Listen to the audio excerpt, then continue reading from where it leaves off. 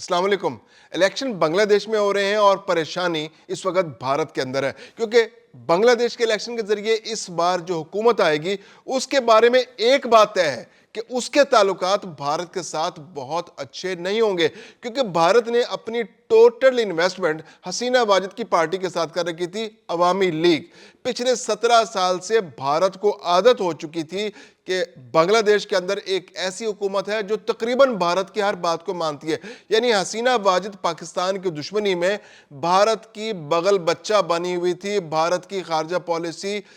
پوری طرح بنگلہ دیش کے اندر بھی امپلیمنٹ تھی، جو بھارت کہتا تھا وہی بنگلہ دیش کر دیتا تھا۔ بھارت کو کچھ کہنے کی ضرورت بھی نہیں ہوتی تھی اور بنگلہ دیش آگے بھاگ کر بھارت کے مفادات کا تحفظ کرتا تھا۔ لیکن اس بار اس الیکشن کے بعد جو حکومت بنگلہ دیش کے اندر بننے جا رہی ہے اس کے بارے میں ایک بات تو طے ہے، بھارت کا اس کے بارے میں رویہ اچھا نہیں ہوگا۔ اس الیکشن کے بعد بنگلہ دیش کے اندر جو حکومت بننے جا رہی ہے اس کے بارے میں ایک بات تو طے ہے کہ اس کے تعلقات عوامی لیگ کے مقابلے میں بھارت کے ساتھ اتنے اچھے نہیں ہوں گے جتنے عوامی لیگ کے تھے۔ یعنی کہ اس وقت دو پولیٹیکل پارٹیز جو ہیں وہ مقابلے میں ہیں،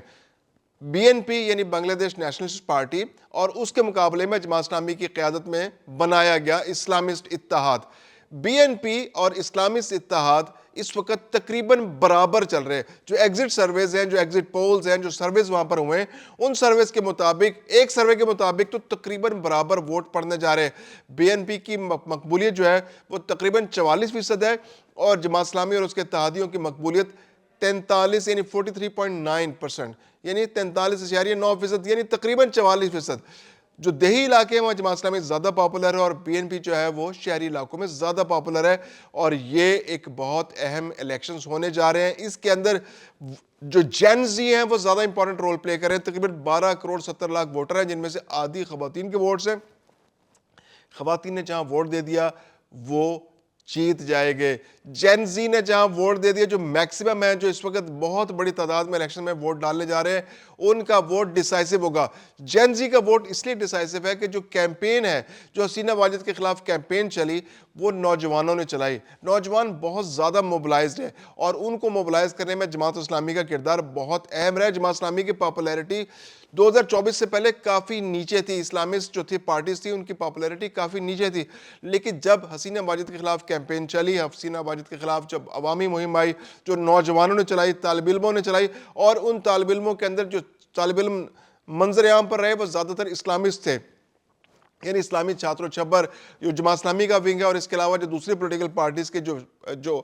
طلبہ ونگ تھے، انہوں نے اہم ترین رول پلے کیا اور حسینہ واجد کی چھٹی کرانے میں ان کی جو کوشش تھی وہ رنگ لے کر آئی۔ تو اب وہی نوجوان وہی الیکشنز کے اندر اہم ترین رول پلے کرنے جا رہے ہیں۔ جماعت اسلامی کو ان نوجوانوں کی ایک بڑی تعداد کی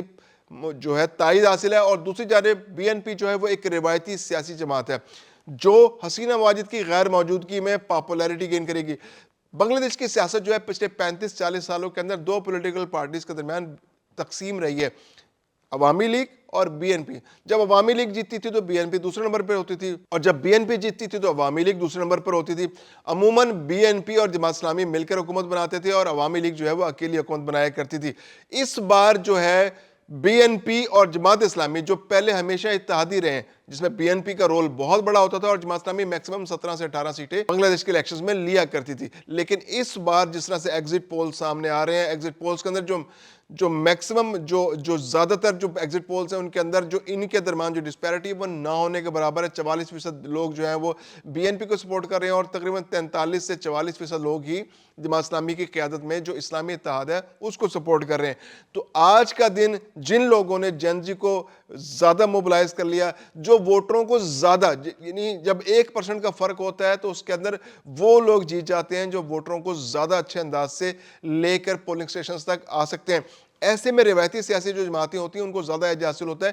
کیونکہ ان کو اٹکل ہوتی ہے الیکشن لڑنے کی، ان کو ان کی تربیت ہوتی ہے ان کے کارکنوں کی کس طرح سے الیکشن لڑا جائے، کیونکہ تقریباً 1990 سے پہلے سے بی این پی جو ہے وہ ایکٹیو ہے سیاست کے اندر، بنگلہ دیش کی سیاست کے اندر۔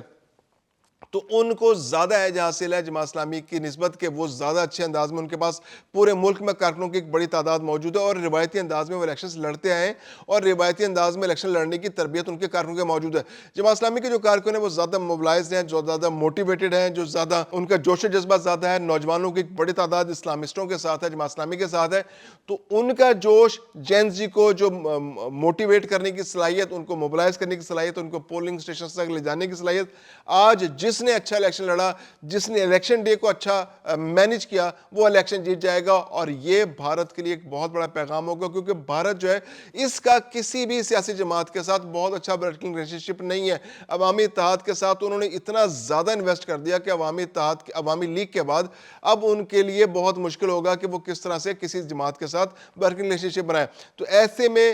انڈیا کو سوٹ کرتا ہے کہ بی این پی کی حکومت آ جائے, کیونکہ بی این پی پھر بھی ایک ایسی حکومت ہے جو روایتی سیاستدانوں پر مشتمل ہے اور وہ بھارت کے ساتھ زیادہ بہتر انداز میں ورکنگ ریلیشن شپ بنا سکتی ہے. اور پہلے بھی جب بھی 2-4 دفعہ ان کی حکومت آئی تو انہوں نے بھارت کے ساتھ ایک مناسب ورکنگ ریلیشن شپ بنا کر رکھا. پاکستان کے ساتھ بھی بی این پی کے تعلقات ہمیشہ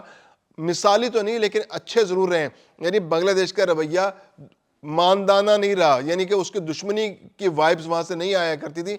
عوامی لیگ کے ہوتے ہوئے ہمیشہ پاکستان کو بنگلہ دیش کی صورت میں ایک دشمن کا سامنا کرنا پڑا. اور اگر جماعت اسلامی کی حکومت بنگلہ دیش کے اندر آ جاتی ہے تو یہ ایک ایسی پولیٹیکل گورنمنٹ ہوگی جس کو پاکستان کی مکمل سپورٹ حاصل ہوگی اور وہ پاکستان کے ساتھ برادرانہ تعلقات بنانے کے خواہش مند ہوں گے, کیونکہ یہ وہ سیاسی جماعت ہے کہ جب پاکستان سے علیحدہ بنگلہ دیش ہوا تھا تو ان لوگوں نے بنگلہ دیش کی تقسیم کو مخالفت کی تھی اور پاکستان کے ساتھ رہنے کو ترجیح دی تھی, اور جس کی سزا ان کو آج تک مل رہی ہے. جماعت اسلامی کے بہت سارے اہم قائدین کو پھانسیاں دی گئیں کہ انہوں نے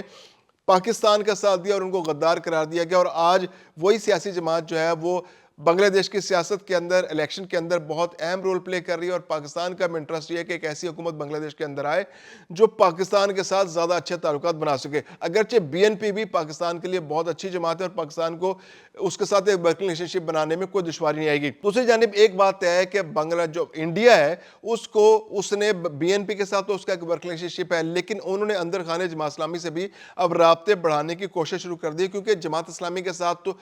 تو ان کا بالکل بھی ورکنگ ریلیشن شپ نہیں رہا اور انہوں نے ہمیشہ اپنی سیاست میں جماعت اسلامی کو ایک ریڈ لائن قرار دیا اور ریڈ لائن کے طور پر دیکھا. اور اب وہ اندر خانے پس پشت پر رہتے ہوئے کوئی جماعت اسلامی کے قائدین کو رابطہ کر رہے ہیں کہ جناب اگر آپ کی حکومت آ جاتی ہے تو آپ کے ساتھ ہم ورکنگ ریلیشن شپ بنانے میں انٹرسٹڈ ہیں اور آپ بھی ذرا نرمی کا مظاہرہ کیجئے. گزشتہ روز بھی جو ڈاکٹر شفیق ہیں جو جماعت اسلامی کے قائد ہیں, اور ان سے بھی جب سوال انڈین صحافیوں نے کیا کہ آپ کیا دیکھ رہے ہیں, آپ جب الیکشن اگر جیت جاتے ہیں تو آپ کے انڈیا کے ساتھ ریلیشنز کیسے ہوں گے, تو انہوں نے کہا جی کہ انڈیا ہمارا ایک پڑوسی ملک ہے اور ہم جیسے پڑوسی ملکوں کے ساتھ رابطے ہوتے ہیں اور جو ضروری آپ کو ایک رابطہ رکھنا پڑتا ہے, ایک اچھا ریلیشن شپ رکھنا پڑتا ہے, تو ہماری کوشش ہوگی کہ ہم اپنے پڑوسیوں سے اچھا ریلیشن شپ بنائیں. لیکن یہ ہے کہ وہ جو تاثر جو عوامی لیگ کے متعلق تھا, اور انڈین صحافی چاہ رہے تھے کہ جماعت اسلامی کے لیڈر بھی کوئی ایسی بات کرے کہ ہم بھارت کے ساتھ کوئی بہت زیادہ پیار کی پینگیں بڑھائیں گے, ایسا انہوں نے کوئی تاثر نہیں دیا, لیکن ایک اچھا ورکنگ ریلیشن شپ بنانے کی طرف انہوں نے بھی اشارہ دیا. تو یہ الیکشنز جو ہے پاکستان کے لیے اور خاص طور پہ بھارت کے لیے بہت امپورٹنٹ ہے, کیونکہ اگر بنگلہ دیش میں بی این پی کی حکومت ڈیفینیٹلی یا جماعت اسلامی کی حکومت میں سے کسی ایک پولیٹیکل پارٹی کی حکومت آئے گی, اور اس کے آنے کے بعد, دونوں حکومتوں کے آنے کے بعد چین کو اسٹریٹجک ڈیپتھ ملے گی بنگلہ دیش کے اندر, پاکستان کو بہت اسٹریٹجک ڈیپتھ ملے گی بنگلہ دیش کے اندر, اور بھارت کا رسوخ کم سے کم تر ہوتا چلا جائے گا.